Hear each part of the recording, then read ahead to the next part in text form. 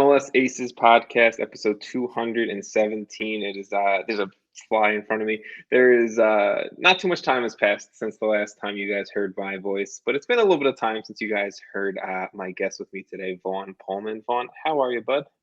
I'm doing fantastic. I am so ready for the MLS flood that is about to happen in my life.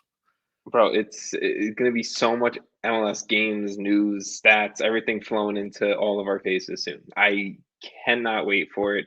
I want to start this off by saying if you're watching this live, watching this after, listening to this after, and you haven't gone and checked out our Eastern Conference preview that dropped 2 days ago, please go back and check that out. We split it up between the team here a little bit. Sam, Jason, and I tackled the Eastern Conference, mainly since our, favorite teams are in the East. Vaughn, you're an SKC fan. You're the only Western Conference fan we got. So your job is to cover the Western Conference with me. So if you haven't, go check out the Eastern Conference preview. We give out all of our picks there. And today we're going to go through all 14 teams in the West, give out our picks and predictions because they're stupid, they're dumb, but let's have some fun. It's the MLS season. First things first, before we get into anything, have to give some special thanks to Soccer90 and Soccer90.com. So please go make sure that you make Soccer90.com the primary source for all of your Major League Soccer, U.S. national teams, and international club gear. MLS is back, and Soccer90 has all the new jerseys, tees, and more available. So gear up now. Go get ready for your MLS club's opening match, or just get ready for the MLS season. And all MLS Aces listeners, you receive 20% off of your purchase when you use promo code MLS Aces at checkout. That's MLSACES at checkout on Soccer90.com. Some exclusions may apply. Vaughn, let's get into the Western Conference. This one, when I was putting together my 1 through 14 for the East, I thought that was tough. I was putting together my 1 through 14 for the West. This is tough. This is tight. Like, there is like a very narrow room for who is like a top 3-4 team and then who is like 5 through 10, in my opinion. But I guess Totally just agree. high level, when you looked at the West, I mean, like, was this tough for you? Was this easier for you than the East? I don't think predicting MLS gets any easier. No, never does. If anything, it feels like it's more and more muddy. Yeah, no, I think that this is a really weird conference to kind of talk about. With Nashville jumping over and how high level they were in the East. And yeah, I think that once you get past like top 3 or 4, things really get pretty wild. And it's kind of a who's really moving up, who's moving down. And there's some teams that in my predictions I've got outside of the playoffs that I was like, man, I like them.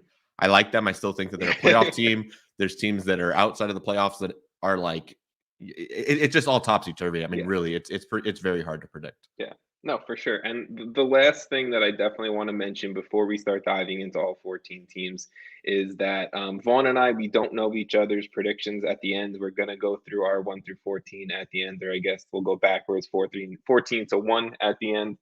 We do know Jason and Sam's picks. Those are updated on our fun little spreadsheet next to us, but we're going to try not to hopefully use them as references, even though maybe it's nice to see people kind of have other similar thoughts as me at times. But let's dive into the West. We are going to go alphabetical order in today's episode. We're just going to go back and forth between Vaughn, me.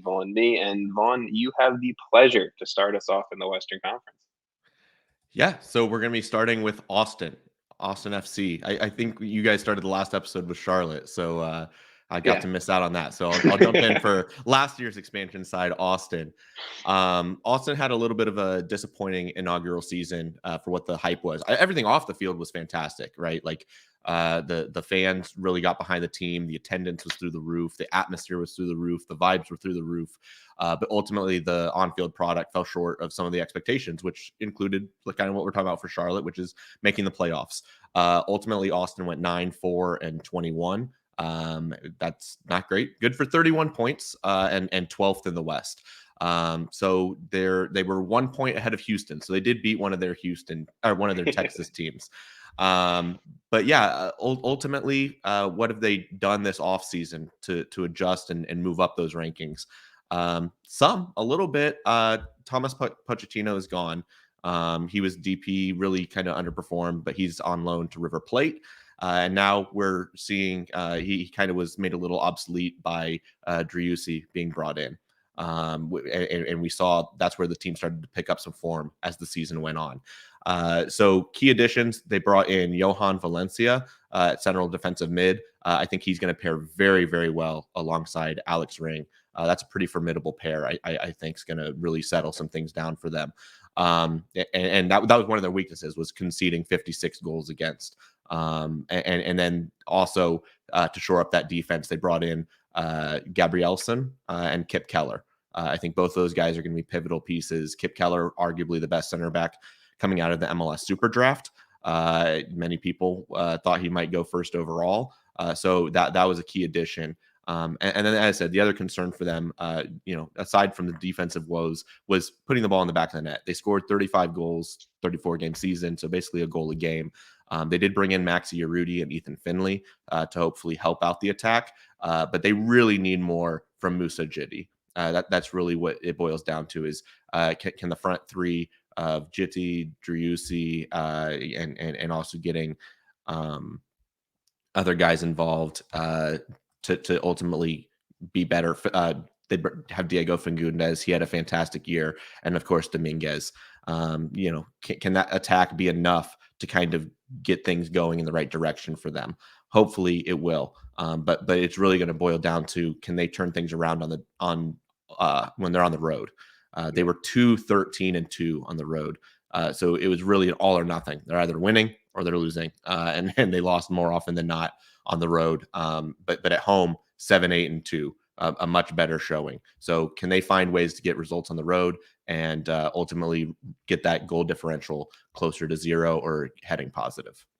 Yeah, I mean, I think that's all very valid points, right? Struggled stopping the ball, getting in the back of the net. They struggled scoring. You're not going to be a good team if you can't do either of those things, right? So I can fully agree with you there. I just really hope for Austin in 2022 that they can take a little bit of pressure. That back line can take a little bit of pressure off Brad Stuver. Stuver was fantastic the first half of the 2021 season. Kept them in a lot of games they probably shouldn't have been early on. I hope that Gabrielson and Kip Keller you know, can really add to this back line. Like, they had some positive pieces, I think, year one, but I'd like to see, some further steps forward. And I just hope maybe some additions can help with that. Maybe, Valencia at that D mid spot too, also helping things out defensive pressure wise. But I think that's all very valid points there. Ready to dive into my first team? Let's hear it. Let's do it. Colorado Rapids. Obviously, head coach Robin Fraser back for another year after leading the team to finish West in the Western Conference last year, second overall in MLS on the larger Supporter Shield table. Obviously, ultimately, at the end of the day, their season came to an end, losing to the Portland Timbers on Thanksgiving Day in those conference finals, where some people are reporting maybe the game had more viewership than the NFL game on that day. I'm just saying, we don't know what it is, but it's fine, whatever it is. Some key losses for the Rapids heading into 2022, some major losses for the Rapids heading into 2022. I think first and foremost, Kellen Acosta traded away to LAFC in that kind of mess of a transfer we talked about earlier this offseason. Also losing another midfield spot in Cole Bassett, who was loaned out to Feyenoord in the Eredivisie. Also, I mean, I guess technically losing another midfield spot, but not really. Eunice Nomley, their only VP on the roster last year, barely played if he did play. So really maybe a positive departure there, but the Rapids are the only team in MLS currently without a DP on the roster. Kind of crazy for how well they did last year. But they did have some additions as well, maybe not as many high name additions as the departures that left. But first and foremost, I think we should talk about Abubakar Keita, who looks like he's going to be the Austin Trusty replacement once Trusty leaves this summer for Arsenal. Max Alves was brought in as a U22 initiative attacking midfielder, which is probably going to be some nice depth since Brian Gallivan went down with a season-ending injury. And Brian Acosta was also brought in during the re-entry draft from FC Dallas. So, I mean, if there's one thing that you can almost guarantee about this Colorado Rapids team heading into 2022 is that they are going to be strong defensively. That back line is pretty much the same from the entire 2021 season. Lucas Estevez, Austin Trusty, Danny Wilson, Lawless Apubakar, Keegan Rosenberry. That is one of the best, if not the best, back line in Major League Soccer. And with Robin Fraser leading that front, definitely more of a defensive-minded coach, I think that is going to be tough to break down.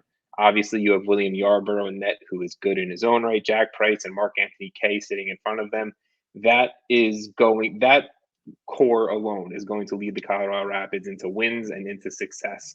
My biggest question mark to me is who is going to create the offense, who is going to put the ball in the back of the net. And I think that is the big question from last season to this season. I think it's ultimately why they got eliminated from the playoffs last season. Brian Gallivan, I guess, a guy who was, I think, really broke out in 2021. He's gone. He's not there. He's a youngster. Who is going to step up? Is Nicholas Mesquita that guy? Is Max Alves the guy they brought in? Is he going to be that next player stepping up? At the end of the day, I like this team defensively. I like this team to do well, be tough, and really not be one of those teams you're going to overlook on your schedule in 2022. But I need Kroenke to go out and spend $5 to $7 million on a DP striker. Diego Costa's down there as a free agent. I know people are hating that I'm saying that, but just go spend money on one DP, and this team could be through the roof. Look what Hani Mukhtar did offensively for Nashville SC. Go get a Hani Mukhtar equivalent somewhere, and Colorado Rapids are arguably the best team in the Western Conference. Without that, I think they fall short. I think they're good, not great. That's my Colorado Rapids take. Vaughn, I don't know if you have anything you want to say about the Rapids. No, they're just a weird team. Like everybody wrote them off. No, between them, Seattle and SKC going down the stretch, they were the third fiddle, right? Nobody thought that they were going to move up into the first spot. They heard that and ultimately did get the first seed. And now even this season, I think people are kind of disrespecting their status and what they can do because of their roster construction and looking at it and being like, yeah, they don't have any DPs. How can you repeat? How can you stay level with those other teams? So yeah, for Colorado, the good thing is they have those things available, those resources available that if they're looking like they're going to be on that trajectory still, they can add in the summer and really go over the top. Yeah, no, for sure. So the Rapids do have two U22 initiative players on the roster, so that's nice. They're spending a little bit there with youth, right? But I think that if they're serious come the summer, I would like to see them add that DP player, right? 2 DP players, whatever you want to add, right? I just think that this Rapids team is good. I think they're very good. I just think that they could be that over the top, like you can't touch them in the league if they just, I don't know, spent a little bit more with where they could. That's just my only Rapids take. But do we want to dive into your next club? Yes, FC Dallas. Another team that is so hard to predict going into this season. Dallas was another team that missed out on the playoffs. 7, 12, and 15, good for 33 points and 11th in the West. And they really had quite a tumultuous offseason. Everybody knows about Ricardo Pepi going to Augsburg for $20 million.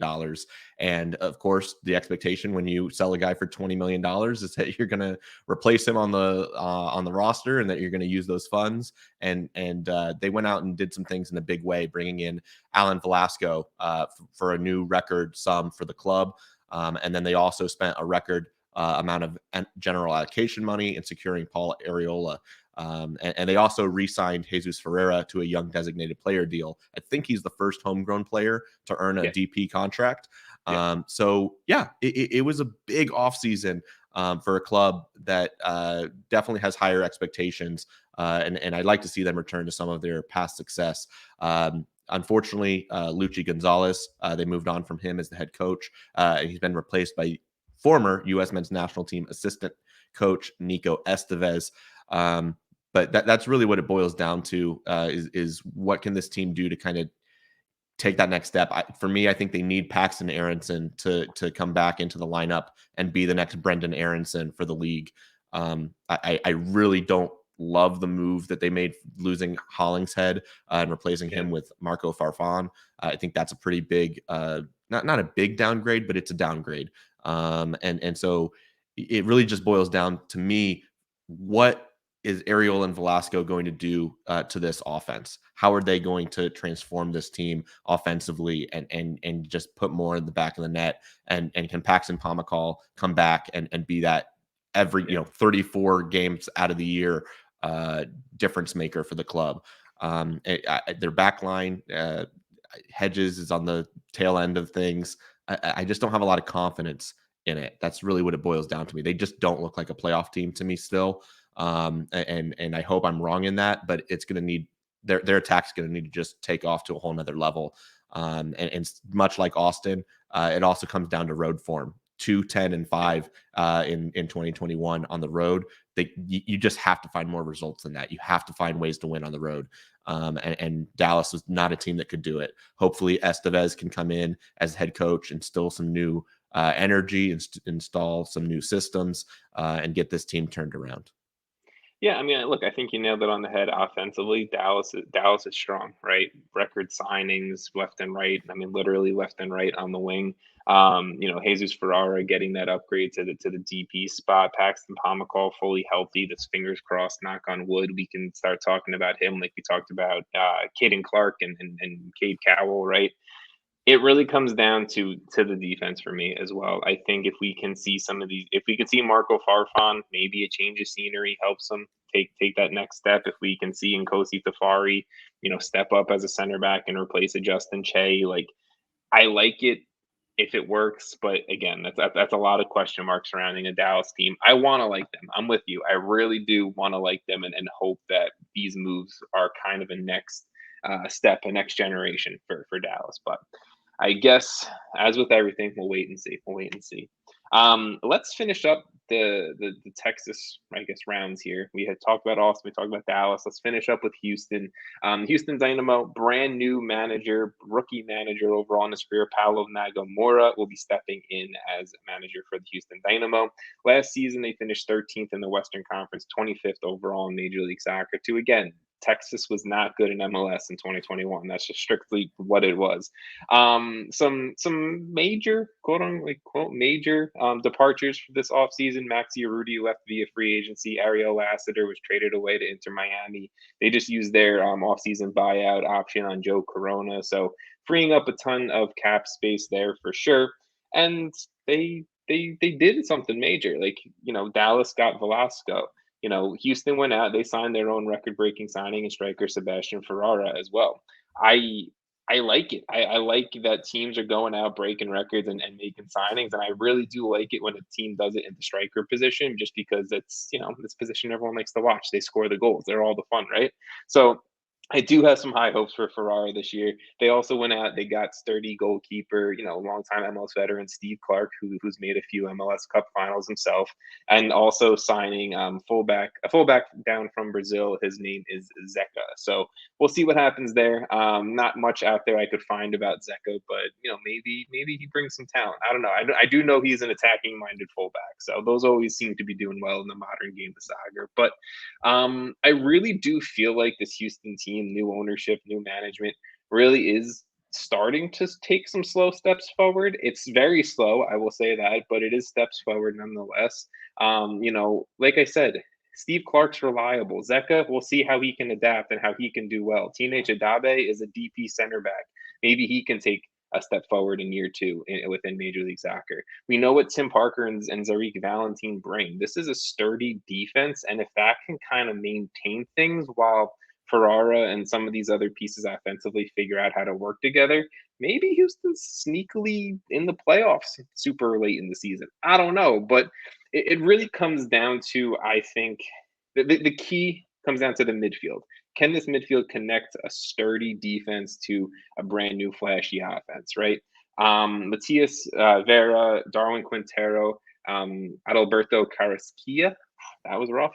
I really hope that they can do more, produce more, show Houston fans that they can be a solid midfield. I don't have a lot of hope in that for what history has shown us about some of those players, but it really comes down to me. Can this defense be connected to the offense? Obviously, the only way you can do that is through the midfield.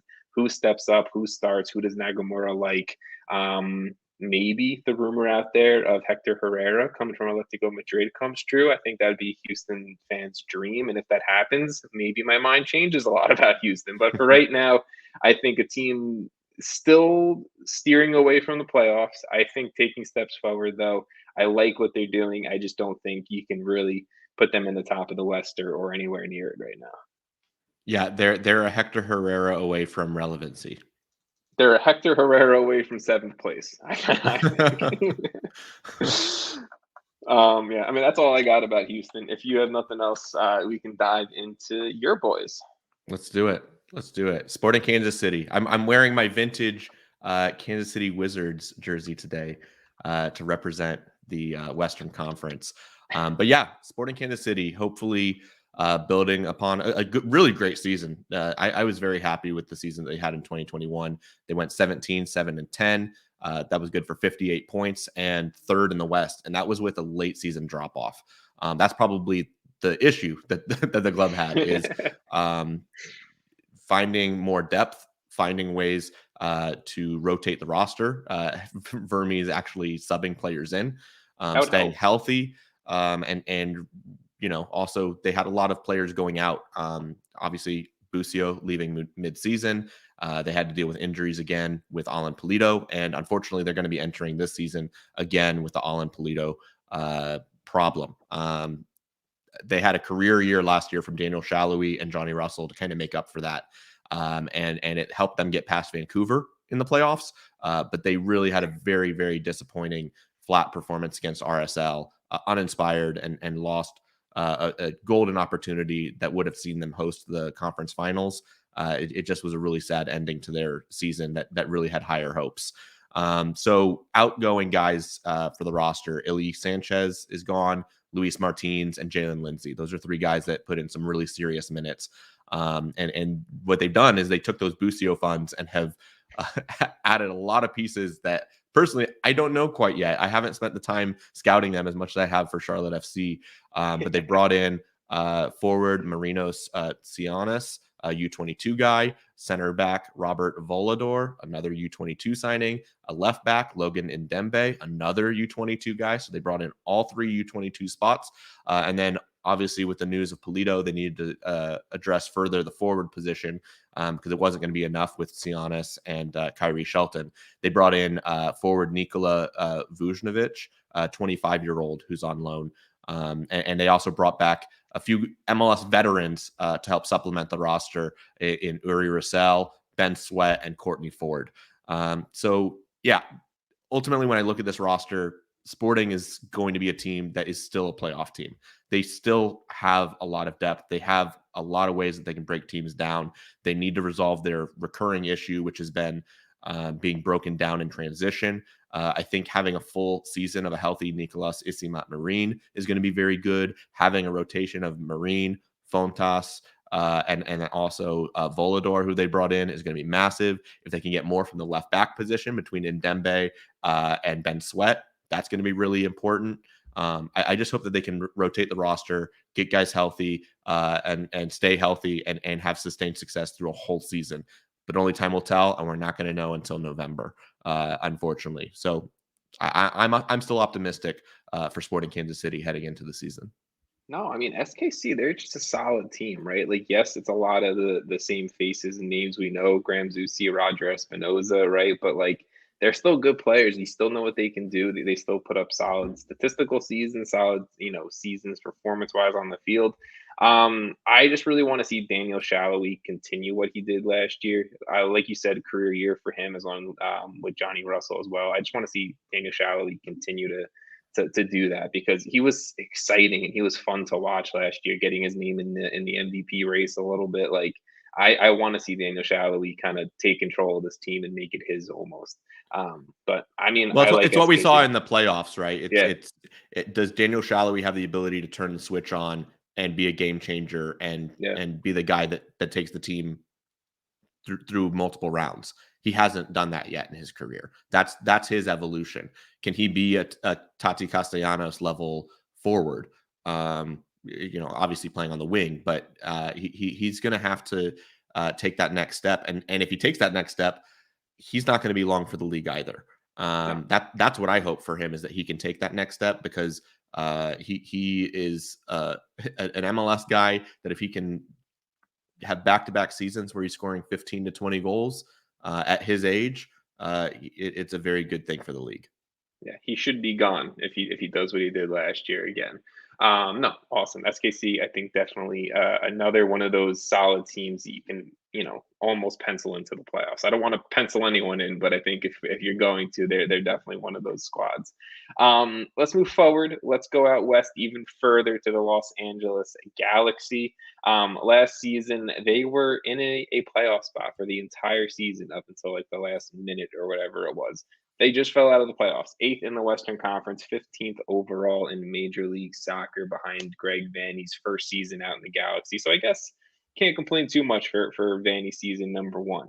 Vanney did continue to cut the fat from his predecessors. Obviously, Captain Jonah Dos Santos leaving the club. They traded away Sebastian Lletget, which was one of the, I think, major moves right in Major League Soccer this offseason.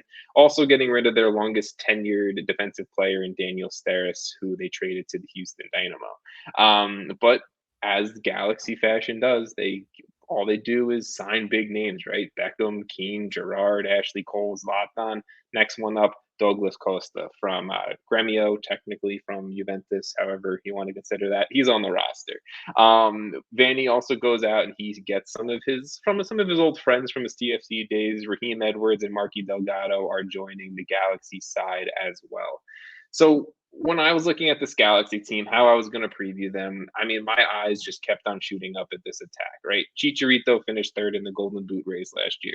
You add Douglas Costa to this roster, the wings of Samuel Grandsir and Kevin Cabral. This attack is filthy. If you want to look at the depth behind it, Sasha, Efrain Alvarez, Dejan Jovovic, Victor Vasquez, there's so much firepower on this attack that it is almost impossible for Chicharito in this offense not to score a ton of goals in 2022.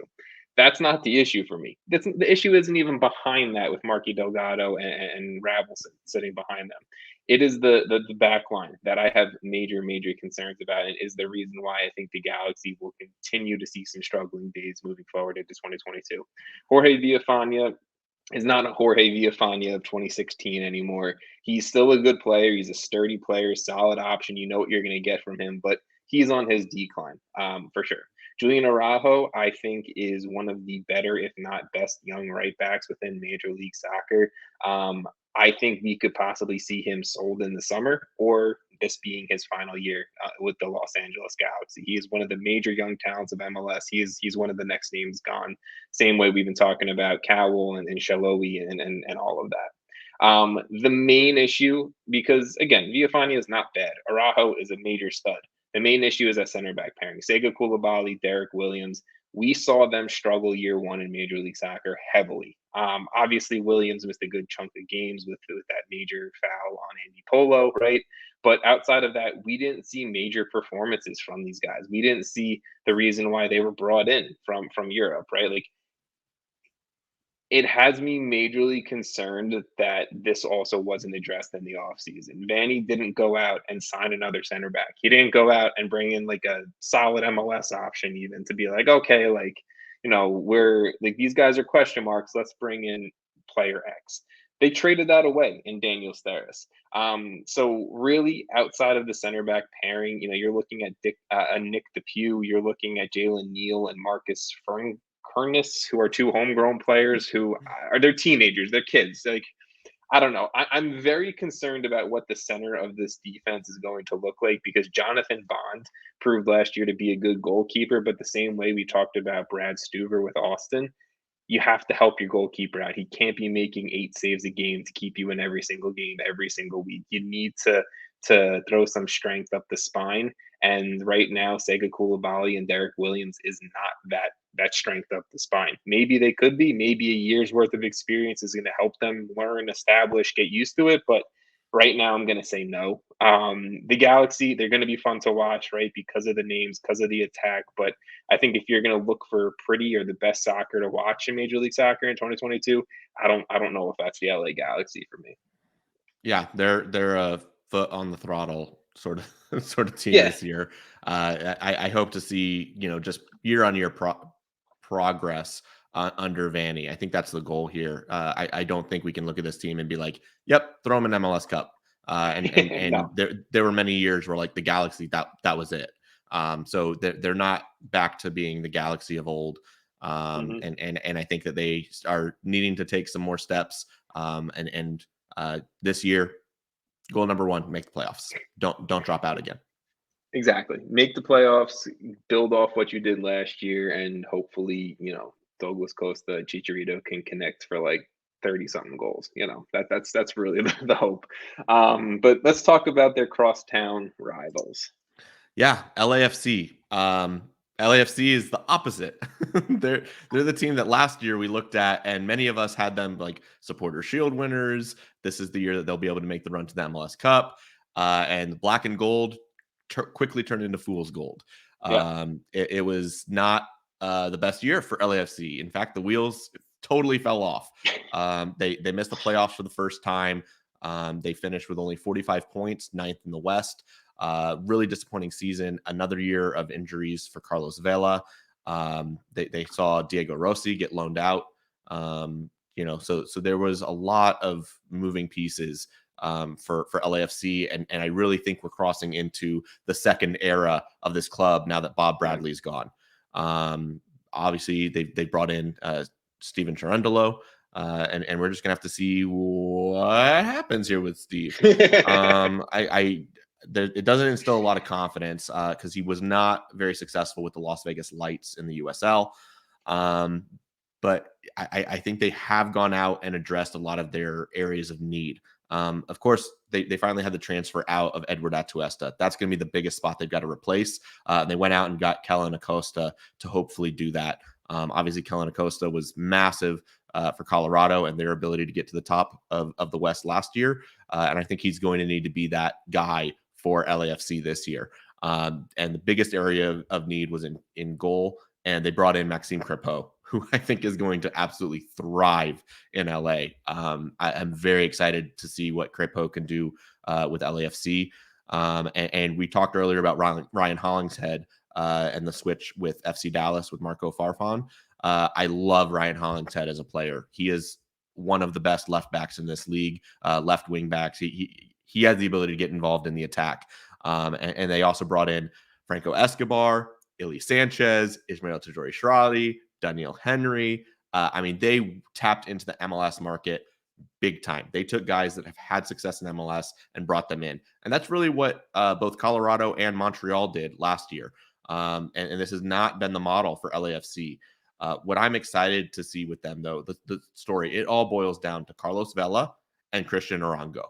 Cristian Arango was the saving grace for this team even being interesting last year, in my opinion. You're not I think wrong. I think a full season, if those guys can stay healthy, Brian Rodriguez, Cristian Arango, and Carlos Vela is a scary good front three. Both Arango and Vela, I think, have the potential to have MVP seasons. They both have the potential to be Golden Boot guys. And it really is a matter of, does it all come together? And on defense, it's a matter of just buckling down, getting things straight, having Crepeau earn a few wins for you, and also get Eddie Segura back. Eddie Segura's out still with an injury, and he's recovering from that. So can Jesus Murillo, Mamadou Fall, and Daniel Henry kind of hold things down until Eddie Segura can come back in, and can Crepeau be that guy that just saves a couple of those results for the black and gold. I want to see LAFC be good again, because they were so much fun when Carlos Vela was tearing up the league. It was another one of those teams that was very easy to root for them. And I hope that they can get that turned back around, because like we were talking about with the Galaxy, right? Like, I think LA is a market that those two teams need to be doing well. And I think the league's better for it when they are. 100%. Defensively, I'm not worried about this team. I think the midfield is going to figure things out once they get adjusted to playing with each other. Arango is going to score a ton in 2022. I really think that this team is going to go as far as Carlos Vela is going to drag them, pretty much, when we get down to it. Are we going to get Vela from 2 years ago? That's mainly it. If his mindset is in it, if he's mentally in the game, if he's physically in the game, Carlos Vela will lead this team to being top of the Western Conference. If you get 2/3 of Carlos Vela from then, you're still getting 20 goals. Like Carlos Vela was barely around last season. He scored 5 and assisted on 6. I don't even think you can talk to an MLS fan from last year and they would tell you Carlos Vela stepped on the field and he still contributed to it 11 goals. Like, that's how good Carlos Vela is, that he is still easily the best player in Major League Soccer. Now, you got to get him to want to play. And I think really that's the main issue with LAFC is, can your star, can your face of your team and your franchise be there? And if he can, this team's fantastic. That's it. But let's move forward. Let's step away from warm, sunny Los Angeles. Let's go up to Minnesota. So obviously, Minnesota United, they are, I think, starting to build a reputation as one of those really good, better teams in the Western Conference. Adrian Heath back again for another season as manager. Last season, they finished 5th in the Western Conference, 11th overall in that MLS table, eventually losing to the Portland Timbers in the first round of the MLS Cup playoffs. Some key pieces that they lost. Obviously, they decided not to re-sign and bring back DP midfielder Jan Gregush. Ozzy Alonso, definitely one of those, I feel like, captains, leaders on the field and in the locker room, also gone as well. And Ethan Finley left in free agency, going down to Austin, that we talked about already. But they came back, that they made a few replacement signings. I think Honduran international standout Kervin Arriaga stepping in at a defensive midfield spot. Looks like he could be some depth now that Ozzy Alonso is gone. Bringing in an MLS veteran of O'Neal Fisher as well. But I think the main signing we have to look at is bringing back a fan favorite, a dude who, when he wasn't originally with Minnesota, promised to score a goal a game or whatever the hell he promised to do. Striker Luis Amarilla is back as a DP striker, which is an interesting move because you have Adrian who knows how to say his name, who is a DP striker in his own right, Franco Fragapane as a DP winger, and now Amarilla as a DP striker. They typically play that 4-2-3-1. Is it gonna be striker by committee? Are they gonna go with 2 up top? I'm interested to see if Adrian Heath changes anything. I doubt it. I think he's gonna stay with his tried and true formation. I think Amarilla comes in as the striker. I know him and Heath have a really good relationship. He's been wanting him back for years, but I really think Minnesota, to me, is similar to Sporting Kansas City in the sense of, we know a lot of these guys. We know the commodities. We know what you're going to get out of Will Trapp, Chase Gasper, Romain Metanire, Robin Ludd, Tyler Miller in a season. You know what they're going to do. They're going to put up good numbers. Minnesota's going to be a dangerous team. But can some of these question marks, can some of these DPs and youngsters really step up to elevate Minnesota? Can Hassani Dotson, or can Patrick Weah, Ja'Cory Hayes, Justin McMaster, these guys who we see pretty positive flashes from, can they step up and step into starting roles or whatever it may be to elevate Minnesota to be even better, to put some more talent around Reynoso, who we know Reynoso is a game winner. We know this dude is one of the best attacking midfielders in the league. Can he have some help? That's the thing, is really, can you help Reynoso? Can some of these youngsters step up? And can some of these guys who we know what they do year in and year out produce that once again? I think Minnesota's dangerous. I just want to see who can really step up to make them top of the West talent. Yeah, they just need Reynoso to be the Zela Rayan or Carlos Gil for this club. That's it. And he's capable of it, right? Like, there was a stretch in the playoffs where he, 8 assists through 3 games. I mean, he needs to have that switch that just goes. And if he's on and can find, hopefully they have some of the Fragapane and Amarilla who can come back in and say, hey, we know this league now. We're no longer newcomers to it, and take that next step with Reynoso behind them. Yeah, this could be a very potent offense. There's a lot to like still about this roster, and they're a hard team for me to look at. Like you said, for like comparing them to Sporting. I think that they can be really, really good and really dangerous at times. But my concern is the consistency of it. Yeah, no, 100%. I think, like, you compared Reynoso to like Heel, right? Like 100%. I think talent wise is there.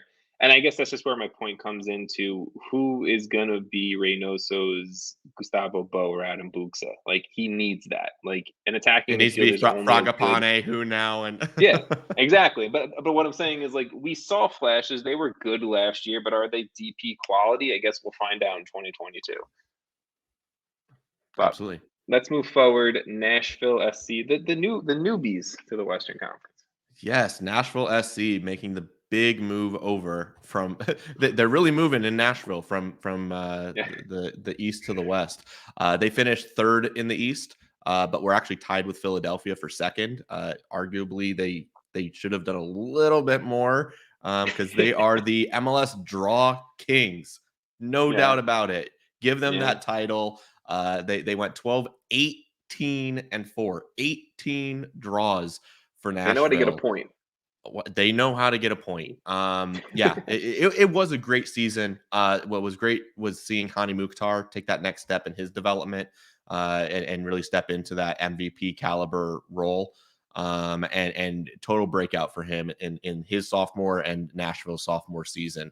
And it was nice to see them also take an evolution where they were not under that mantra of parking the bus. Like, yes, they had 18 draws, but it was not because they were parking the bus. It's because they were sound defensively, but they did create chances. They were dangerous going forward. They were interesting with Hani Mukhtar getting 16 goals, CJ Sapong getting involved. And I think the big thing that we haven't seen yet is Ake Loba living up to that DP tag. This season feels like a go for it all sort of year for Nashville.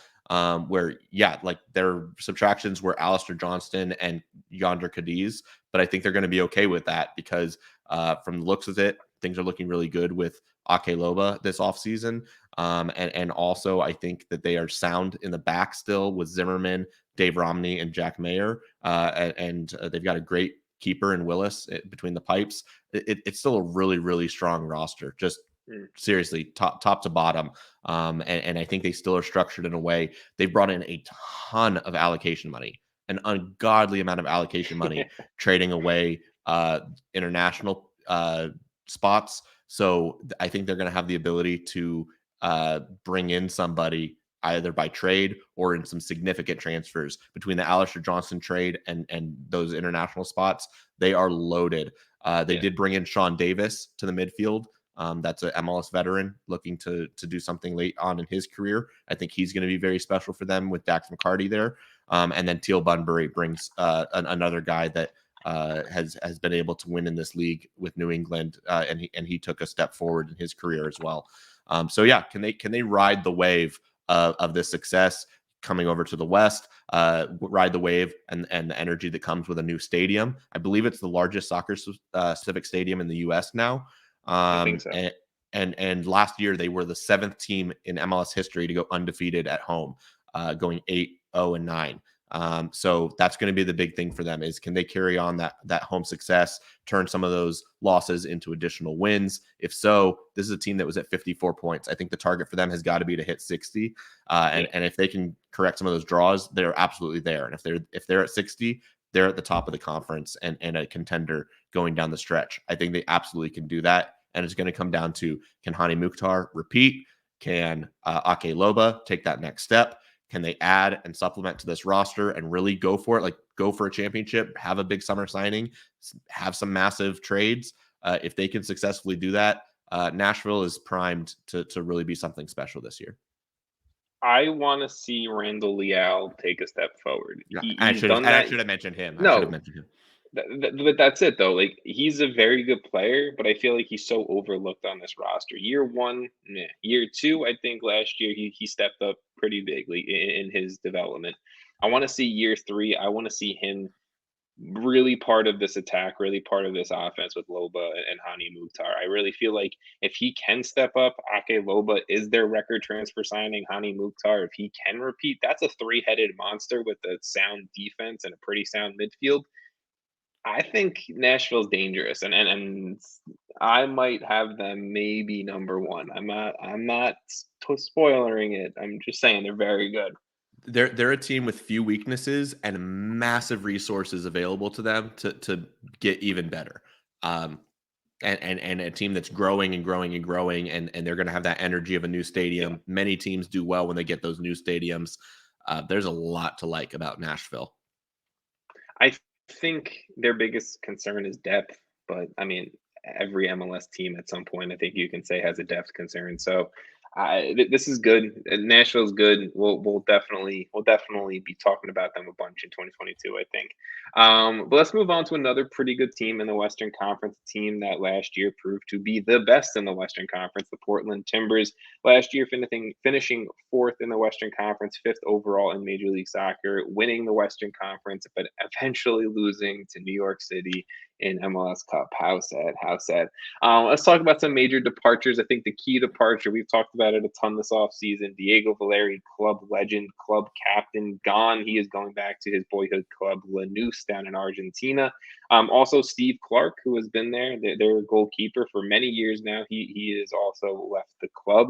And also, obviously, something we didn't get a really chance to talk about on the podcast, but Andy Polo, his contract has been bought out, terminated by the Portland Timbers after some alleged legal issues going on with him. So all three players, really good players, all leaving the club. Those are some tough losses. They do that in trying to bring in some young, fresh, new talent blood, right? Signing David Ayala, a young U22 initiative defensive midfielder from South America. You bring in David Bingham. Hopefully, I'm assuming he's going to be the starting keeper. I think we have a little bit of a goalkeeper competition going on in Timbers camp. Then also signing a lot of draft picks. So not a lot of major ins, but definitely I think going a younger route here because this is a little bit of an older team overall, I think, in their starting 11. And I think that's the thing that does concern me. I know I talk about this a lot with the Portland Timbers. I talked about it a lot in the MLS Cup run last year. This is an old team. The Chara brothers are Diego Chara is like 36. Yimi Chara is like 31, 32. Like they're getting up there. Sebastian Blanco is an injury-prone 33-year-old who's most likely going to be stepping into, that permanent attacking midfielder Valeri's spot. Zuparic and Laris Mabiala are a very old center back pairing. Like this is an older team. That is my only concern. Outside of that, we know what these guys can do. We know if they're healthy and they can have the legs underneath them and put those minutes in. Under Gio Savarese, this team is very good. This team is one of the best and one of the most consistent squads in Major League Soccer for the past 5-6 years. I think if you want to be excited as a Portland Timbers fan, Eric Williamson is back after his amazing hot start to the 2021 season. Obviously, that injury I think was devastating for him, USMNT fans, and just fans of him in general. But he's healthy. He's fully back. He's had a long time to recover. Let's hope we can see those flashes of Williamson back for 2022. Maybe he can kind of take that next step up and lead in that midfield. The other player that I really just want to spotlight and highlight because I feel like he could be the game changer for the Timbers in 2022 is Santiago Moreno, the winger U22 initiative signing that they had in the middle of last season. We saw what Moreno can do talent-wise during the MLS Cup run last year. This kid is talented. This kid will shoot from deep. This kid will hit a swinging ball in. Like he is a very good winger. I think he could be really the big difference maker that makes an older core even better, right? You have a solid core of dudes who have been around. They know Gio, they know the Timbers, they know the league. Now let's see if Williamson and Moreno, as leading that younger group, can really push the Timbers again to be one of the best in the West, make it to another MLS Cup final, and see if you can finally get the job done. So I like the Timbers. I think they're going to be good once again. It's just, for me, I want to see Williamson bounce back, and I want to see Moreno. I just want to see the kid ball out. Well, and I'll just add that they are the team that I look at, and I have absolutely no clue what is going to happen for them. And I don't know what it is in my gut that's telling me that. I don't know if it's that they lost Valeri and lost their heart. Maybe. I mean, this is a team that made MLS Cup. And spoiler alert, we'll get to it. I actually have them missing the playoffs. Oh. I mean, look, I can see it, and I say that because of how old and how injury prone some of these guys are. The core players who are now kind of filling that Valeri role, the Blancos, the Diego Charas, they're not spring chickens. Like they can see a regression. They can take a step back older on and later on in their career. And look, if especially if Diego Chara takes a step back, this team is not the same team. So it wouldn't surprise me if they finished top 3, top 4. It wouldn't surprise me if they finished like 8, 9. It really wouldn't at this point, just because of where the team is right now. Yeah, I just think that they are in a position where, just like Toronto made MLS Cup, dropped out of the playoffs. Columbus Crew make the playoffs, drop out. I think this is one of those teams that I just have concerns that this is going to be a down year, because I think they really overshot making it to MLS Cup. I don't think they were really an MLS Cup level team when they got there. And they kind of rode some fortunate results and got right form at the right time. And I don't know. There's something feels funny about them for me. Okay. Hey, look, I always say it to my fiance. Sometimes you just got to trust your gut. And if your gut's telling you bad, then hey, go for it. I fully, wholeheartedly believe in that. You want to talk about a hot team in the playoffs, though? Your next team, I don't know if they're going to repeat that. I don't know how I was so blessed with getting to talk about RSL here. If anybody's ever heard me talk about RSL, I'm not exactly the biggest fan of RSL, obviously as a sporting supporter. Hey, new but ownership, though. New ownership, and it was needed because they had a trash one before. RSL, they snuck into the playoffs. They got so fortunate with the Galaxy to even make it there. They ended up tied on points with the Galaxy, but finished 7th in the West with a 14, 6, and 14 record, good for 48 points.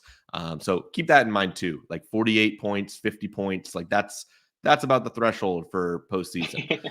At least that's what it feels like. But there's other years where it's more like 44. But I think right now in this conference, you need to be flirting with 50. But yeah, RSL made the very improbable run to the conference finals, and were the team, quote unquote, playing with house money. It was a really weird year for them, right? Like playing without an owner, with Deloy Hansen out. Their head coach, Freddie Juarez, left mid-season to go to Seattle and be an assistant. They brought in Pablo Mastroeni in like an interim role. They had the reduced budget because of the no owner. It was just a very, very odd year for them, and they just played with a chip on their shoulder. And I think that's really what it boiled down to, is that this is a club that like they just have this like feeling of like they're going to overperform expectations because you don't believe in them, and they're going to be that pest that just sticks around. The David Ochoa, just get under your skin and do what they've got to do to get the results. And I think that's what they're going to be trying to do under new ownership is, with Blitzer in there, this is a team that is going to be able to spend in the summer and add to this roster. And they're going to need to, because they lost Albert Rusnak. And that's going to be the biggest loss. To me, it feels like a really big loss losing Rusnak. And obviously Anderson Julio, he's also not secured yet. He was the guy that cracked open Sporting KC in that conference semifinal. How do they replace that? They really need some guys to step up that haven't yet. And I don't think what they've added is going to do that. They brought in Sergio Cordova, a 24-year-old Venezuelan forward who's on loan from Augsburg. They're going to need him to be massive. And I just don't know him well enough to know whether or not he can do that. Johan Koppelhoff and Scott Caldwell were brought in. Those are some MLS vets. But are they guys that make you feel like they're going to push you over the top? No. But they have 2 DP spots open. They have 3 U22 spots open and a new owner. So can they build on what happened last year? Can Mastroeni carry those vibes? Can Ochoa stand on his head and just keep kind of propelling this team forward in their new era? And I think that's really what it's going to boil down to is, can RSL take that next step, build upon what they were fortunate enough with last year? And is this a playoff team? Is it a playoff team? Like, can they get above that 7th level? We didn't know until decision day, and I still can't decide on them. I don't know. I really can't tell. And I think Rusnak may bump them down. Yeah. See, like, I really like what Mastroeni did, and I think Juarez might have started it a little bit with Aaron Herrera playing center back last year in a back three. It gave him a little bit of kind of freedom and mobility to just play his game. I hope they stick with the back three again because again, that's what RSL that's where they succeeded last year. So I want to see Aaron Herrera continue to do well and continue to produce, kind of throwing him in that David Ochoa group that you have. And then Damir Kreilach really was the MVP of this team last year, right? 16 goals and 9 assists. Like, people were throwing his name in the MVP race towards the end of the season. Not that he was actually going to win it, but with Rusnak gone, can Kreilach take over as that leader on the field and really again, like you said, just push them over that playoff line? I'm with you. I don't know. We'll get down to it because this was one of the last teams where I was like, are they 7? Are they 8? Are they 6?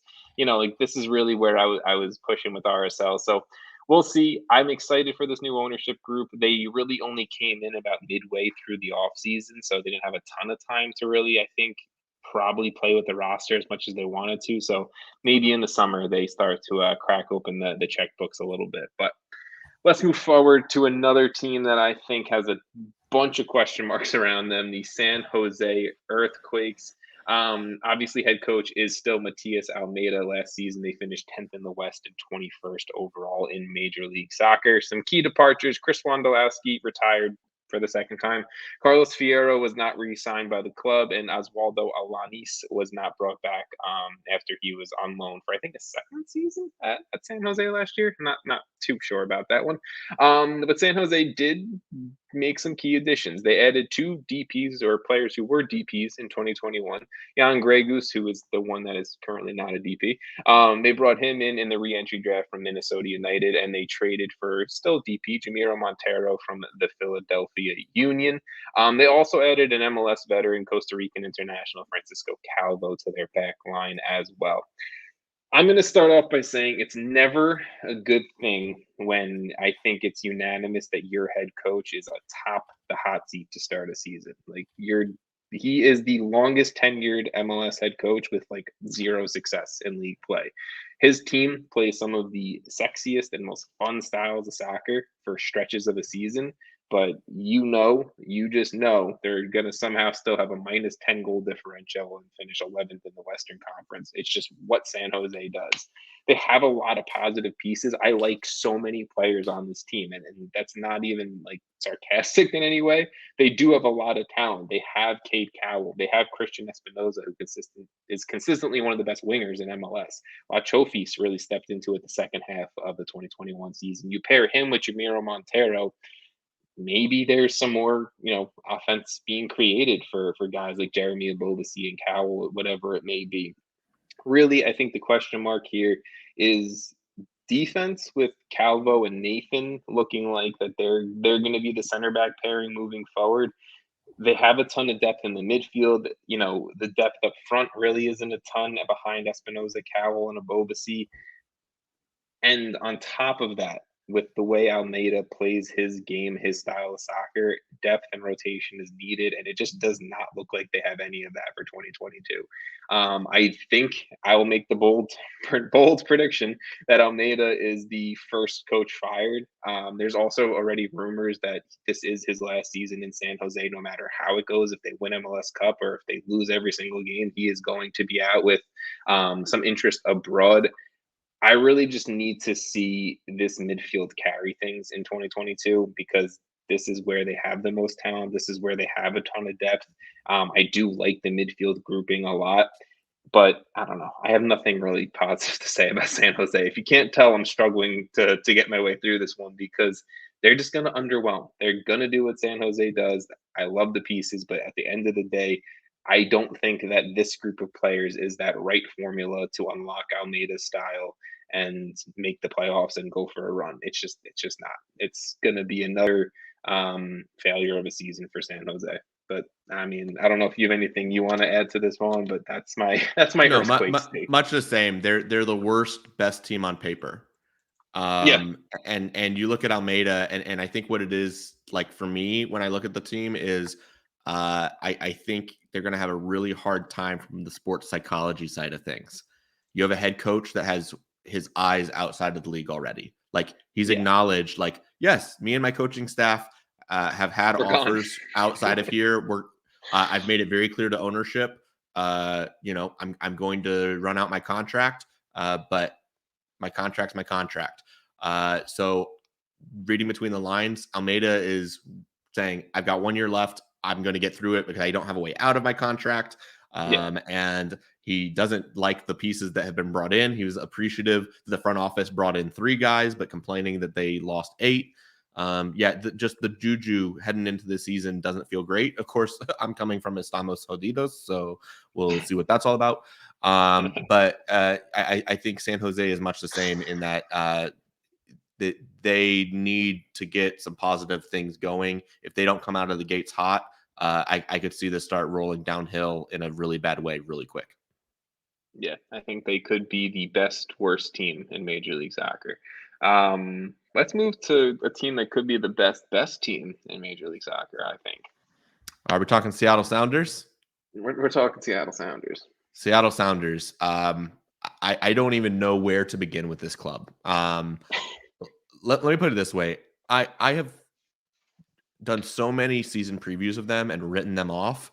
And this year, and it's always been like, they're good. They're going to be a perennial contender.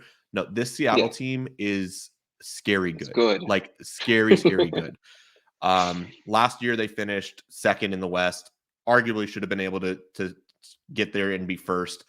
They were 1 point back of Colorado. Really was a disappointing year because they didn't make MLS Cup. They got bounced by RSL in a game where they did not concede a shot. They did not concede a shot in 120 minutes of soccer and still lost the game. This was a team that was built to win the MLS Cup last year. And they had 60 points, went 17-9-8, 60 points, and they are getting Jordan Morris back. They're getting Nico Lodero back. And they also were able to add Rusnak to this. I mean, you just look at this club and the way it's structured and the depth they've got. They are unmatched in the league. I don't think there's much question to that. Like, okay, New England was very good. New England set the record for the points record. I see no reason Seattle can't be going right after that and it being realistic for them to hit those totals. The Rusnak signing, biggest free agent signing in MLS history, arguably. They basically are getting 2 DPs back. I mean, you look up and down the roster. I'm just going to pull it up in front of me. I mean, Rui Diaz, best 11 quality, potential for Golden Boot. Jordan Morris, best 11 quality. Lodero, best 11 quality, potential for MVP. Rusnak, he had double-digit goals and assists last year and could have done more in the playoffs if he had been healthy. João Paulo, same thing. This is a guy that was MVP candidate as a central defensive midfielder for a lot of the year. You've got the Roldan brothers. You got Stefan Fry, goalkeeper of the year capable. They've got Yeimar, who was also a defensive player of the year level player. Like, you look at the squad and you're like, your weakness is Nuhu, who's a really good left back, and Xavier Arriaga. Like, this is a team that's already dealt with their best players not being there and still finding success. We're not talking about any of their young talent like Leo Chu or the Daubelair or Leva. I mean, they are stacked. This team is stacked, and it is so much credit to them and what they've been able to build. And I don't know how I can speak more highly of them. Granted, last year I was doing this with LAFC, and we know what happened to them. But I would be absolutely floored, shocked if that happened to the Seattle Sounders squad. It's very rare when a team heading into a season is too deep at every position. We said this about LAFC last year. We said this about Columbus last year as well. But it just feels like when you have Brian Schmetzer at the helm and like you have a lot of these dudes who we've just seen Seattle like just produce with year after year, it doesn't seem like they're going to be a team to just shit the bed and miss the playoffs. Like, that's just not going to happen. Honestly, my only thing I would want to say to what you said is that I think Stefan Fry is probably the biggest weakest link on this roster, and he's not, like he's just taking another step older, another year under the belt. But other than that, like, if everyone can stay healthy and knock on wood, because that's the biggest thing right now with I think teams, when you look at a team of this quality and a team of this depth, stay healthy. You're gonna ride out the ship. You could break an MLS record, but you can also win an MLS Cup and a Supporter Shield and a CCL title this year and the US Open. You could do whatever you want this year. Seattle has the right an opportunity to win every single competition they play in, and that's just what If it they is. if they won the treble, I would not be surprised one bit. No, honestly, like, and I hate to say it, if they won CCL this year, I wouldn't be surprised. They're on the right side of the bracket. I know they just drew Montecao in the first round of their draw, but like, I don't know. This team's really good. I love them. I'm gonna probably watch a ton of Seattle, and it's gonna be a ton of fun in 2022. Let's finish things up in the West with the last team number 14, and it is Vanni Sartini's boys. Andiamo, the Vancouver Whitecaps. Last season, the Whitecaps they had their own little magical run to end the year, finishing sixth in the Western Conference, overall 12th in Major League Soccer. Unfortunately, they lost to your Sporting Kansas City in the first round of the playoffs. Major losses for this team, I would honestly say just the major loss, we already spoke about how good he is Maxime Crepeau going to LAFC. They got a ton of cash for him, and they have a lot of faith in Thomas Hasal, but is Hasal Crepeau quality? We will see. But also, just kind of quickly going off that, Theo Bair, they sold him to Scotland. Janio Bikel, they loaned him out to the Serie B in Italy. So just some depth pieces that they kind of really lost out on as well. Major additions, they only really had two kind of additions, anything notable. They brought in Sebastian Berhalter from the Columbus Crew, and they also brought in Tristan Blackman from Charlotte FC, technically after they got him in the expansion draft. So I'm interested to see how Sartini lines these guys up in 2022. We obviously have the spreadsheet up of the preview and everything like that. I don't know if this is their best 11. Do they play a 3-4-3 where Sartini played a lot in 2021? I don't know, because that means you're not going to have a midfield that has Kyle Alexandre, Ryan Gauld, and Pedro Vite all in the field at the same time, who were probably three of their best midfielders last year. Do they play the back three so they can have Eric Godoy, Florian Youngworth, and Tristan Blackman all out there, and you have Javaine Brown and Christian Gutierrez going up the wings, kind of in that wing back role? I don't know. All I know is that they have a lot of pieces. I'm interested to see how Sartini kind of manipulates it to get them all their best 11 out on the field. I really like Christian DeJome. I really like Diber Casado. I think they can be one of the best winger pairings in Major League Soccer. And really, what are you going to get out of Lucas Cavallini? What are you going to get out of Brian White? They just give Brian White the extension because of what he did underneath Vanni last year. Are you going to get that same magic? Can Cavallini be that DP striker that they brought him in to be? It's really going to be interesting to see just how it all aligns underneath Sartini. I think he has all of the possibilities and all of the pieces to be successful and make the playoffs in the Western Conference, but if things don't I think line up, or if he takes too long to figure some certain things out, or if a guy like Thomas Hasal, who's going to step up for Crepeau, doesn't find his footing right away, that's where I have my concerns. That's where I have my doubts. But I think Vancouver has the possibility to be one of those sneaky teams you don't really think about, but they're clear as day in the playoff picture, like sitting fifth or fourth by the end of the season. But we'll see. Anything about the Caps before we dive into our 1 through 14? Yeah, I just want them to have continued success. Vancouver holds a sweet spot in my heart. Had my honeymoon there, so I love Vancouver. Beautiful town. And yeah, I think if they ride the wave and are really successful, they might need. We're just going to need to start calling them Vanny. That's just Vancouver is Vanny. the Vanny Whitecaps. That's it. I love it. Awesome. Let's go through the best part of the predictions. I love this. People hate this. I don't care. It's my favorite thing to do of an MLS season is preseason 14-1 predictions. I love it. So I'm going to force you, Jason and Sam, to do it. let's start. Like I said to begin the episode, I do have Jason and Sam's selection, so I'll be reading them off as well when we go through this. So let's start with 14. Vaughn, do you want to get your predictions going? As said, the best worst team on paper, or worst best team on paper, San Jose. I threw them into the 14 spot, and it's really weird to do it, but I just think there's something off there. God, I mean, look, I think the bottom three to me is very clear, but maybe that's just me. I have Austin in 14th.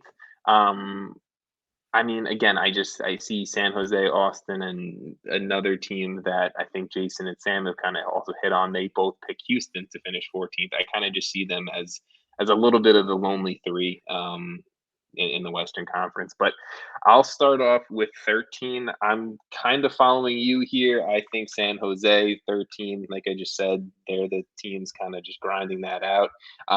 Jason also has San Jose finishing 13th in the Western Conference. Vaughn, who do you have finishing 13th? I have Houston only because they don't have Hector Herrera yet. If they had Hector Herrera, I think I would have to move them up. But right now they are 13 going into the year. Okay. I think that's totally fair. Just for listeners' sake, Sam had Austin finishing 13th in the Western Conference. Vaughn, who do you have finishing 12th? I have Austin. Okay. I mean, again, I think what it shows is because Jason also has Austin finishing 12th. Sam has San Jose finishing 12th. I think there's a clear favorite that I've seen everywhere, right? That San Jose, Austin, and Houston are just going to kind of be bouncing around the bottom of the West. I don't have Houston in 12th. I have Real Salt Lake finishing in 12th. I really don't have a ton of faith in this roster as it is present day, and that's how I'm judging it. I can't, the same way you kind of feel about Herrera and Houston, I can't judge this roster for what this ownership might do come the summer. I just can't do that. I think there's a lot of unproven pieces up front. I don't know if Krylak can be the quality for this team the entire season. So I have RSL in 12th. In 11th, I will, not too shocking here, I have Houston in 11th. Not too far off from you guys. But Vaughn, who do you have in 11th? I have FC Dallas. I still have them there because I just losing Pepe. You're relying on Areola and Velasco to do a lot to elevate that team. I still have big concerns about the defensive side of things. I look at the roster and it doesn't instill confidence. I don't think they've done enough yet to really take it over the top. And so I still have them in 11th. Got it. All right. I mean, look, I think that's totally fair. I think Dallas does have a big question mark around them defensively for sure. Just for, again, listeners' sake, Sam and Jason both picked Vancouver to finish 11th, which, again, I could see. It's not out of the realm of possibilities. Vaughn, do you want to give away your 10th team in the Western Conference? 10th is where I've got RSL. I've got them dropping off a little bit. They've got to replace 11 goals basically for Rusnak and the goal contributions on the assist side. And I just don't think they've done enough in the offseason. And like you said, until they add pieces, I can't elevate them further, but I don't think they've gotten better this offseason. Got it. And I guess Sam felt similar. He also picked RSL to finish 10th. I'm going with Jason. We both selected the LA Galaxy to finish 10th. Kind of similar to how you feel about Dallas. I just think defensively this team really isn't good. And until Koulibaly and Williams can show me that they're one of the best center back pairings in Major League Soccer, I can't elevate them. I can't elevate them above that playoff line. And then I will go into 9th. I went with the Vanni Sartinis. I went with the Whitecaps up north. I like them. I know I just said a bunch of positives about them. I do think the difference between like 6th and 9th in the Western Conference really isn't going to be that much. So not saying they miss out by the playoffs by that much, but unfortunately, they do miss out on the playoffs. Who do you have finishing in 9th? Yep. That's where I've got the Galaxy. Like you, okay. I just don't think they've done enough to advance. But they're the team that I could be wrong on, right? Like they could just as easily end up being a top 4 team.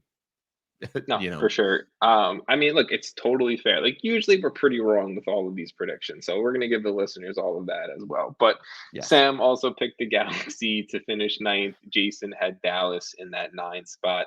Vaughn, who do you have just missing the playoffs at 8? I teased it earlier. Portland Timbers. They're the team that I just think same thing. I think they're trending a little bit in the wrong direction, losing Valeri, and losing that heart of your club. And I think they're the team that could suffer from an MLS Cup drop off. Yeah, I wholeheartedly with you. Not going to add anything else. Portland Timbers I had in the 8 spot. Jason had RSL just missing the playoffs at 8, and Sam had Dallas just missing the playoffs at 8.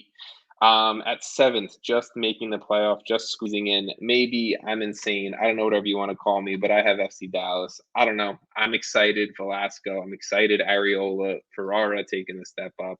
If Paxton Pomacall can stay healthy for a full season, we know the quality he brings. I think they're good enough to just squeeze over a playoff line. So I have Dallas in 7th. Vaughn, who do you have just making the playoffs? Vanny. I got Vanny number Vanny. 7. Vanny. Yeah. Well, I mean, I didn't say this earlier.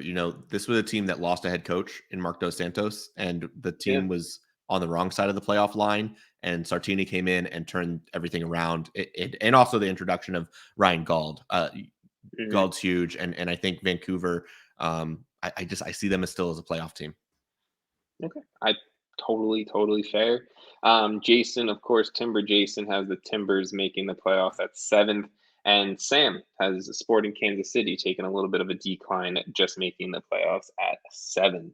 Vaughn, who do you have in the 6th spot? I have Minnesota.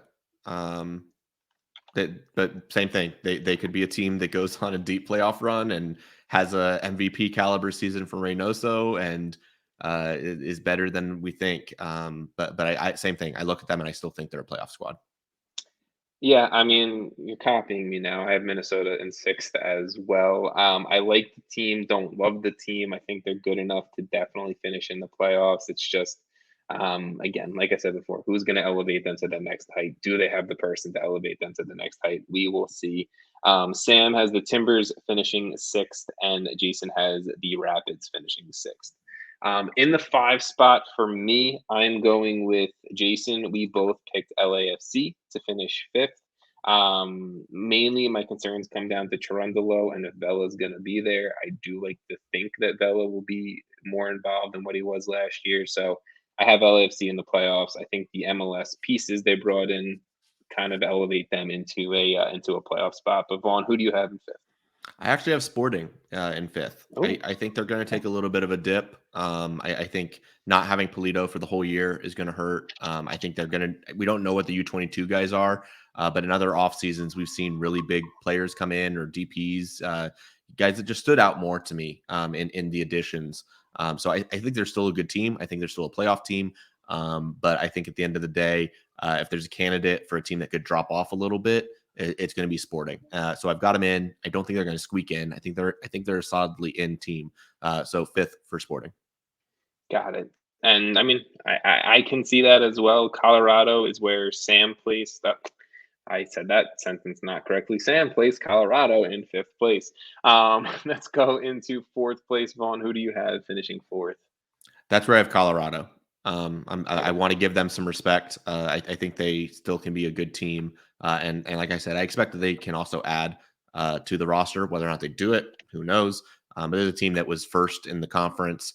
I think they're going to have a drop off from first. I don't think that's sustainable for them, but they should still be a good team in the West.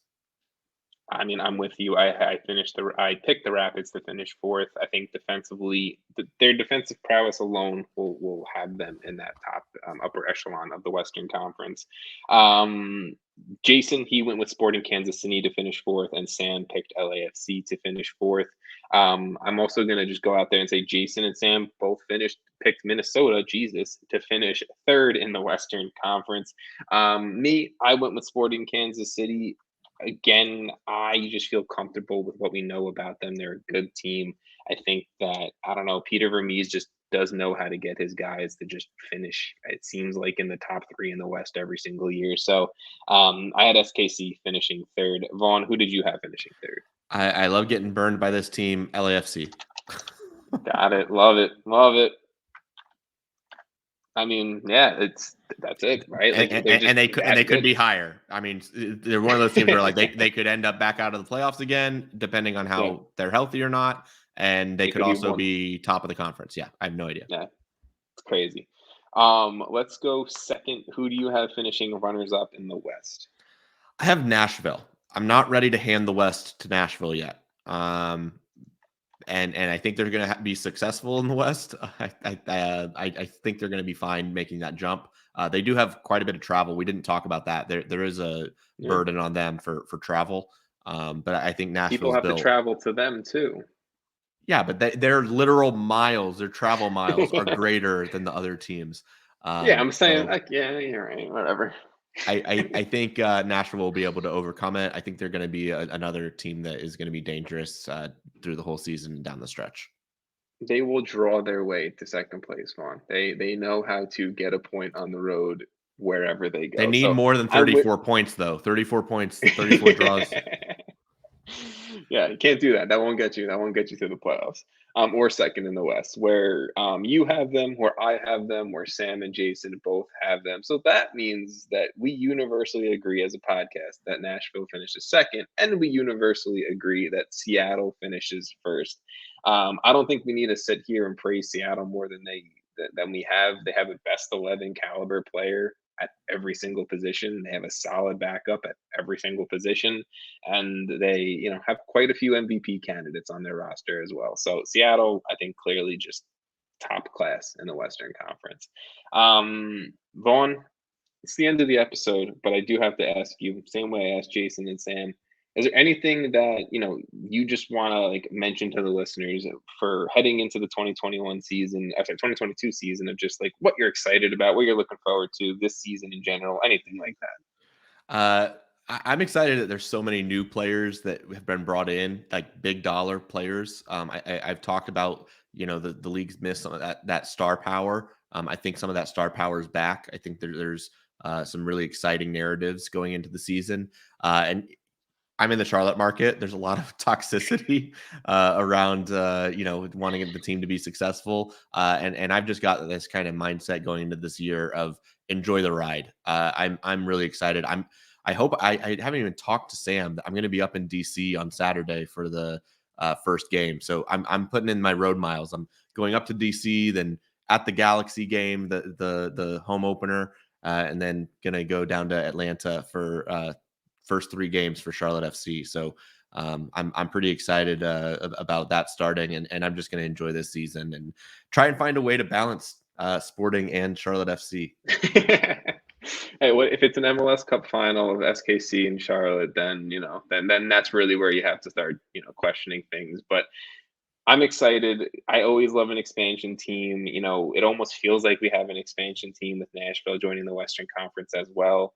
Kind of just throwing a trick in there as well. I'm excited to see who completely overwhelms our expectations, who shits the bed, and we're laughing at and we're looking back and how did we even think they were going to be good? So it's always a fun time leading into an MLS season. But like you said, Vaughn, sit back, enjoy it.